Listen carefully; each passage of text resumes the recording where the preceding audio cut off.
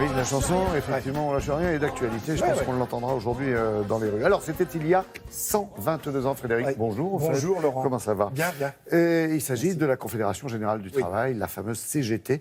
Et c'est le plus ancien des syndicats en France. Oui. Et l'histoire a commencé à Limoges. À Limoges, sur absolument. le flanc occidental du Massif central. Oui, qui vous tient à cœur, je sais. Et en plus, terre de revendications et logique, hein, parce qu'il faut savoir que quand cela émerge, alors on parle de CGT Confédération, vous le rappeliez, c'est donc une fédération de fédérations quand on parle de... Alors, qu'y avait-il avant? Eh bien, il y avait quelques syndicats par-ci, par-là, mais qui ne s'appelaient pas ou qu'on ne pouvait pas définir comme tels. Et puis, chacun avait sa chapelle, si je puis dire, et pour cause, puisqu'il y avait surtout, par exemple, les chapeliers, les gens du livre, les gens de la construction navale. Là, c'est important parce que vous savez qu'à la même époque existe la CGT, qui est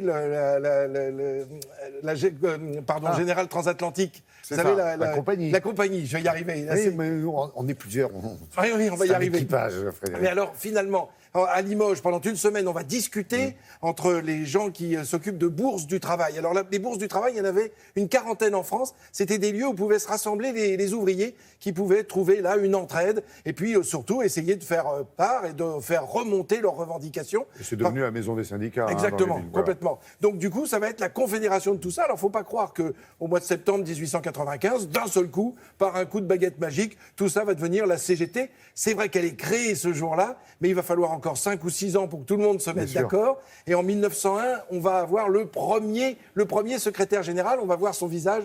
Il s'agit de Griffuels, qui est Victor Griffuels, qui est ouvrier cordonnier et qui se retrouve à la tête de la CGT, le premier secrétaire général entre 1901, puisque c'est là que le secrétariat est enfin habité, de 1901 jusqu'à 1909.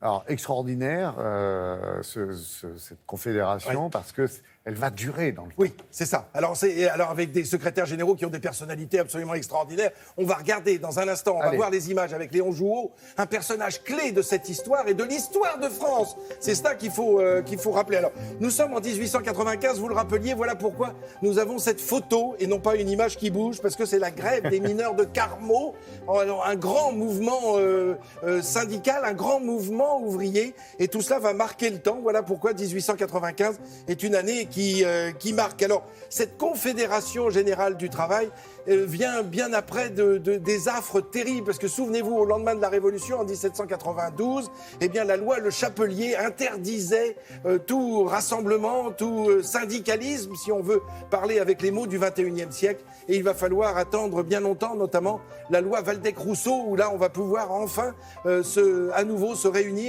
et pas forcément, d'ailleurs, comme on le voit là, se battre. Quelquefois, il faut se battre avec les mots, avec justement des défilés. On le voit là, Confédération Générale du Travail, 1895. Ce drapeau nous le rappelle. Et je vous propose d'écouter quelques mots de Léon Jouot, personnage clé, je vous le disais, le deuxième secrétaire général de l'histoire. Ces 1400 délégués représentant les travailleurs de toutes les régions de notre pays, de celles de l'Algérie, de la Tunisie et du Maroc, malgré les appréhensions qui étaient en leur âme et en leur cœur, ont trouvé des solutions d'intérêt général. Voilà, un orateur extraordinaire, et surtout un personnage. Il faut se replonger dans l'histoire de Léon Jouot, qui sera prix Nobel de la paix en 1951.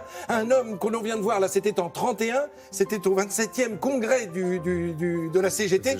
Et évidemment, c'est un personnage emblématique. Il a été envoyé en Allemagne par les nazis entre 42 et 45, parce que souvenons-nous que les syndicats ont été interdits pendant la guerre, à partir de 1940, et que le général de Gaulle s'est battu personnellement pour que la CGT, puisque les membres de la CGT, le syndicat était interdit, mais les membres de la CGT se sont battus dans la résistance. Et ça, le général de Gaulle a souhaité que Jean Moulin les intègre dans cette fameuse commission qu'il dirigeait de la résistance. Mais c'est vrai qu'à la fin du 19e, il n'y avait pas de poids en face d'une industrie naissante dans notre pays comme ailleurs en Europe. D'ailleurs, après, Commentry, pas très loin, dans le département de l'Allier, de l'autre côté, dans le Massif central, est devenue la première ville socialiste aussi au monde. Et c'est vrai qu'il y a eu en France, et particulièrement dans cette région, ce mouvement un peu révolutionnaires, en tous les cas contestataires. Et je reviens juste d'un mot sur ce que vous disiez en parlant de camarades, puisque je venais qu'en tant que camarade, le camarade Gersal, mais ce mot qui est évidemment typique du syndicalisme et puis typique aussi des mouvements de gauche, socialisme et communisme.